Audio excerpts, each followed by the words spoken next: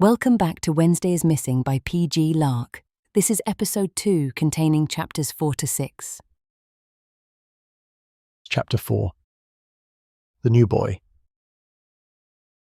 Mr. Hong sent for her after chemistry, which was unusual. Mr. Hong didn't normally send for people. He preferred to arrange things so that people turned up by themselves. Megan went. She had questions of her own, and Mr. Hong's office was usually where the answers were, even if he rarely gave them straight. He was at the cluttered desk when she arrived, and he was not alone. There was a boy in the chair she usually sat in. On the desk, half under Mr. Hong's folded hands, was a very thick folder. She caught the top sheet before he moved a paper over it. A photograph of something black and buckled, metal, scorched hollow, with the ghost of a wheel arch still in it. Below it, half covered, another word she only glimpsed. Inspection, she thought, or possibly inspectorate. She added it to the morning's small collection of words that she didn't yet understand. The header read Unipol. Something about the grey of it stopped her. It was the same institutional grey as the scrap of card in the back of her notebook, the one that read NIPO and the start of an L. UNIPOL. The letters fit. She didn't know what Unipol was, or why a torn corner of one of its documents had been on the library floor under a mouse, and she wasn't going to work it out across Mr. Hong's desk while he watched. But the card had stopped being 4 or 5 meaningless characters. It was a piece of something now. She kept her face still. Mr. Hong moved the paper without hurrying. That was the thing about Mr. Hong. He never looked as though he was hiding something. He simply made it feel like it wasn't your business. Warmly. Somehow that was worse. "Megan," he said. "Thank you for coming. This is Philip Smythe. He arrived earlier in the week and he's joining the science program. I'd like you to show him around properly." The boy turned towards her. He was about her age or older, maybe already 18. He seemed pleased with himself in a way that didn't depend on anything having happened yet, and he looked at her the way some people look at a mirror. "Philip, this is Megan Okolo. She'll show you strings from a student's point of view." "A buddy," Philip said, to the room in general. "I did wonder if you'd assign someone to observe." "To show you where the cafeteria is," Megan said. Philip smiled as though she'd said something more interesting than she had. Megan wasn't, in fairness, at her most charitable. She'd come here to ask Mr. Hong about a Wednesday she couldn't account for, and been handed a tour. But she had learned to use what a situation gave her, which was a folder she wasn't allowed to read and a boy who plainly couldn't stop talking. Between the two, she preferred the boy. The boy would leak. "You'll have things in common," Mr. Hong said. "Philip is also unconfirmed." "I'm not really unconfirmed," Philip said. "Not in the usual way. There are signs." "There are also false positives," Mr. Hong said, in the mild tone he used when he was actually issuing an instruction. "Neither of you has been counted. I would remind you both of that." "Of course," Philip said, missing the warning entirely. "Only some cases are more obvious than others." "Being counted isn't a prize you collect," Mr. Hong said mildly. "It's a thorough procedure, and not a small one. The instrument reads deeper than you'd think, all the way down to what you actually are. That's why the room is kept almost empty. Only the candidate and Dr. Light who is inert. Anyone else is a risk, to themselves more than to you." "A risk how?" Philip said, who had brightened at thorough and missed the rest. Megan looked at Mr. Hong. He looked back at her with the bland patience of someone who had arranged this and would not be saying so. Before she left, she decided to find out one thing. She was here, and the question was sitting right there. "Professor," she said, "it is Thursday today, isn't it?" She watched him when she asked. She had got into the habit of it. His face did almost nothing. With Mr. Hong, that counted as an answer. A normal tutor, answering a normal question, would have said, "Of course it is. Why?" and looked at her as if she were unwell. "It is Thursday," he said. He did not ask why. He looked, if anything, entertained once more. "Good," Megan said, in a tone that made clear it wasn't. Philip had perked up at this exchange. Apparently other people's arguments interested him. "Is there a calendar problem?" he said hopefully. "I'm very good with details. I notice things other people don't." "I'm sure you do," Megan said, and opened the door, mostly to stop him talking. "The cafeteria's this way." Philip got up. He paused by the desk on the way past, and his eyes went to the Unipol folder, and something crossed his face that Megan would think about afterwards. Closer to pride than guilt, as if the file was about something he wanted credit for. "That's not about me," he said, which was the first genuinely interesting thing he had said. "No one suggested it was," Mr. Hong said. "Only it looks like the sort of thing that might be." Philip seemed unable to leave it. "There's usually a file, afterwards. They photograph everything." "After what?" Megan said. Philip caught himself too late. "After incidents," he said, putting the performance back on. "I've had a few. Bad luck mostly. Engines. That kind of thing. I expect Mr. Hong's read all about it." He said it lightly. But he watched the folder as he said it, and he watched her watching the folder and seemed glad that she had noticed. Engines, Megan thought, and incidents. And a folder thick as a brick with a burnt something photographed on the top sheet. She didn't have a theory yet. She had 3 facts, and a boy who clearly wanted to be asked for more, which meant the worst thing she could do was ask. "Right," she said. "Coffee." "Don't you want to know about the incidents?" Philip said, following her into the corridor. "Not even slightly," Megan said, which was a lie and a useful one. It was already working. Philip had the wounded look of someone winding himself up to talk anyway.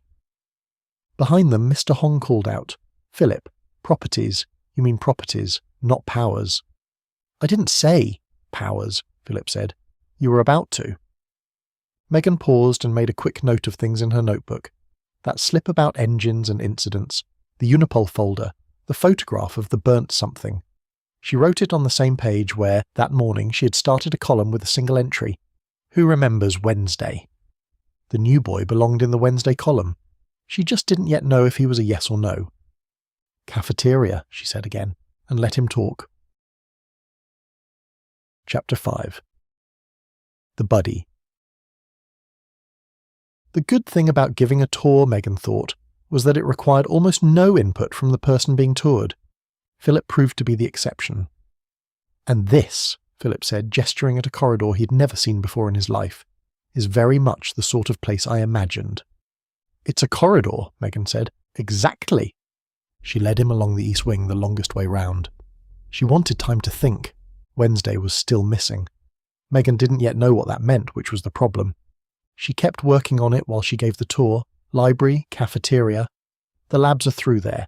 Don't touch anything near the labs." An instruction Mr. Hong had given her on her first day. She also had a boy to work out. In Mr. Hong's office he had said 3 things she'd written down afterwards. Engines, incidents, and "there's usually a file, afterwards." He had wanted her to ask about them, so she hadn't. But she hadn't stopped thinking about the folder on the desk, or the burnt thing photographed on top of it, and a tour was a long time to spend with a boy who couldn't stop talking. Sooner or later he would say too much. Strings didn't look like a school. It looked like what it had been before it was a school. A stately home that someone with a lot of money and firm opinions about lighting had renovated into a science research facility. The old building was still there underneath. The absurd staircase, the ceilings you could have parked a bus under. But the walls had been covered in something smooth and pale, so their own reflections followed them as they walked. There were no cracks, no skirting board gaps. Nowhere Megan had noticed more than once for a mouse, or 4, to go. The corridors were lit by small recessed lamps. At intervals Megan had once tried to find the logic of and failed. Some pointed at the floor, some pointed at the ceiling, illuminating nothing anyone needed to see. One, near the stairs, was aimed with great precision at a stretch of blank wall, lighting it warmly and continuously, as though something important had once hung there and the lamp hadn't been told it was gone. She had asked a tutor about it in her first week. The tutor had said it was for symmetry, and walked off before Megan could ask symmetry with what. "It's freezing," Philip said, stopping. They had reached a stretch of corridor no different from the rest. Same pale walls, same reflections, except the air was suddenly cold and damp like a cellar. There was no window open, there was no draught. It was not a cold day. The cold occupied about 10 feet of corridor, then stopped. "Don't stand in it too long," Megan said, and kept walking. "Why? What is it?" "Nobody's told me." Which was true. She had worked out that parts of the building were still wrong in ways the renovators had hidden rather than fixed. She didn't explain this.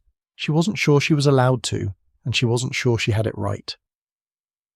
Philip stepped into the cold and took a deep breath. "You see, "This is what I mean," he said, delighted. "My people! It's another corridor, Philip."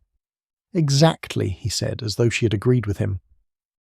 They went on, down a half-flight of stairs, through doors that closed softly behind them. "You feel that?" Philip said, stopping again. "That charge in the air?" "That's the door closing," Megan said. "That's what I'd expect it to feel like," Philip agreed, "if it were a charge in the air." They moved on into the science wing, which smelled faintly of the future and burnt toast, or possibly struck matches. Megan noticed it. Philip didn't comment. The laboratory doors were closed. A white card had been fixed beside them in a clean plastic frame. "Closed for renovation." Megan stopped. "That's annoying," she said. "What is?" "The lab."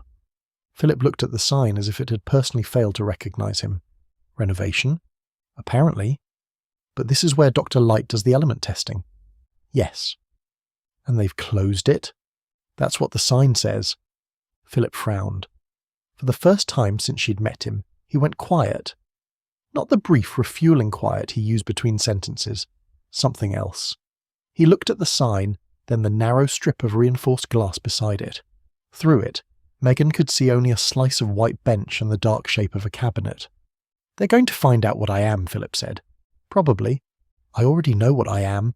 Officially they're taking their time, of course," he added. "Unofficially, I'm ahead of the process." "You mentioned. Have you been counted then?" "Well, no," he said. "Not formally, but there are symptoms." Megan thought of her sleep-flying dreams and waking up on the neighbour's roof, her father getting the ladder. Philip had drifted towards the sign and was reaching for the frame.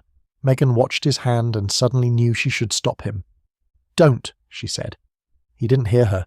His fingers were a few inches from the white card and the surrounding air had begun to shimmer, very slightly, like the heat above a tarmac road in summer. The lower corner of the card began to curl. The plastic frame gave off a warm, dry smell. "Philip." He blinked. The shimmer stopped. The air cooled again. Philip turned to her, his hand still half raised, his face full of nothing but pleasant interest. "Sorry, were you saying something?" "I said don't touch the sign." "I wasn't going to touch it," Philip said, wounded again. "I was reading it."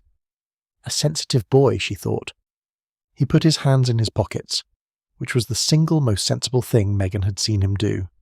"Anyway, you can see why they want to study me. My biochemistry is probably quite advanced." Megan looked at the sign. There was a faint mark on the lower corner now, a pale brown scorch the size of a thumbnail, which hadn't been there when they arrived. She looked at it for slightly too long. "Yes," she said, "I can see that." She steered him out the long way, back through the cold patch and up into the bright, asymmetrically lit corridors. The cold corridor would go into her notebook as background wrongness, not Wednesday wrongness. Philip went back to talking as if strings already belonged to him. Megan let him. She was thinking about the scorch mark, and about the way he hadn't felt the air change, hadn't smelled the heat, hadn't known his own hand was doing it. A boy who could do that without noticing was exactly the kind of thing a sensible institution would want kept under observation. She thought for one terrible moment that Mr. Hong might have assigned her that job and not told her. Then came the thought she liked even less. If Philip could leave a thumbnail-sized mark he didn't remember making, he could leave a much bigger one the same way. Engines, incidents, a file, afterwards. She still had no evidence, so for now she filed her theory with the missing Wednesday. Chapter 6. The Chosen One. They ended up, as Megan had threatened, at the cafeteria, where she realised despite her best efforts, Philip had got himself an audience of one and was making the most of it. He stopped in front of a drinks machine and stared at it for a long moment. "There's something about this one," he said quietly. "I can't explain it." "It's the only one that takes coins," Megan said.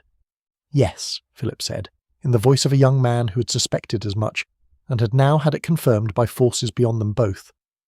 She decided to test him. The trick she had learned with Mr. Abernathy was not to ask the question you wanted answered, it was to look bored by it. Philip, she suspected, would tell you anything you appeared not to want to know. "So," she said, in the flattest voice she had. "These incidents, engines, wasn't it?" "I'd really rather not go into it," Philip said, clearly going into it. "It's a difficult subject." He sipped his water. "Fine." She drank her coffee. He lasted about 4 seconds. "The first one happened when I was 10, he said. Dad left me in the car outside the supermarket. The engine caught fire. Whole thing went up. They said it was electrical. Megan said to her coffee. Then it happened again. School minibus the year after. There was a boy flicking my ear, David Harborough. The teacher couldn't stop him while they were driving, and then the engine just... Philip spread his hands wide. We all stood on the verge and watched it burn. David Harborough stopped flicking my ear after that. 2 engines, Megan said. Not a question. Questions might make him careful. 2 engines, a warehouse and a petrol station, Philip said, unable to help himself. 4 proper ones. One of the policemen told my dad I must be an arsonist. Philip looked briefly hurt. Which is mad. I'd remember being an arsonist. Megan said nothing. One morning had taught her this was the most reliable way to keep him talking. For a long time I was worried I was just blowing things up, he went on. But that's the wrong way to look at it. I think I might be the chosen one. Megan inhaled significant volumes of coffee. She coughed, spluttered, and for some time produced no words at all. It's okay, Philip said kindly. I realise it's a lot. You don't have to bow down or anything. The way I see it, there's something special about my molecular makeup. In certain conditions, it causes disturbances in things around me. They've never felt anything like it, so some of them rush to get away. That's what causes the damage. It's not really their fault. It's not mine either. They? Other molecules, other people, ordinary people. They avoid me. And the petrol station, Megan said, even though she knew she should leave it. Ah. Philip glanced round the cafeteria, making sure she saw him checking for eavesdroppers. That one I'm probably not supposed to talk about. There's a theory I'm inclined to agree with, that it was one of Dark Matter's agents, sent to get rid of me before my powers fully developed. He nodded, satisfied. I was filling up the car. Dad gave it to me for my 17th. Somehow the pump caught alight. I tried to aim the fire at the agent, but shadows are hard to catch. A couple of the other pumps went up. The whole station burnt down. That's the length Dark Matter will go to. Megan stopped listening. Wednesday was still missing. The scorch mark was still bothering her. Philip was still talking about Dark Matter, whoever he was, and his agents, as though they had nothing better to do than loiter at petrol stations waiting for the chosen one to arrive. The boy was a fantasist. Then she heard one phrase properly. Just before double maths. What did you say?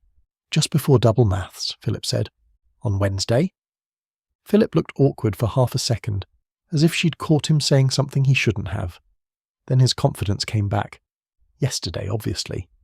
You remember double maths? Of course. Set theory and Venn diagrams. Circles overlapping. One circle for people who understand maths. One for people who understand other people. And a very small bit in the middle labelled socially successful. Like myself. I have no memory of that at all, Megan said. I haven't had it tested, Philip said. But I think my memory might be photographic. I'm surprised you don't remember any of the lesson, though. It was only yesterday. You were there. I noticed you. Megan said nothing and prayed she wasn't blushing. It seemed very unlikely, but certainties had been letting her down lately. Philip remembered Wednesday and she did not. Worse, he remembered her being there, while she had no memory of meeting him before today. Either Philip was lying, or he had kept a piece of the day she had lost. She didn't yet have the data to say which. Do you ever feel like the universe is watching you specifically? Philip asked. No, Megan said. You will. I've decided we're a team. We're not. That's exactly what the reluctant half of a team would say. And when he noticed her notebook and she wouldn't tell him what she was working on. Classic. I work best in secret too. Please subscribe. It tells YouTube that impossible murders and questionable science are worth encouraging. Continue straight to the next episode using the link on screen or in the description below. Want even more? The next book in the Noah Vale mysteries is Quantum Pizza. 16-year-old Noah Vale investigates a chef killed by lightning under a clear sky and discovers that Earth has been in witness protection for the past billion years. You'll find the book and more about the series at pglark.com. Thanks for listening. I'll see you in the next episode.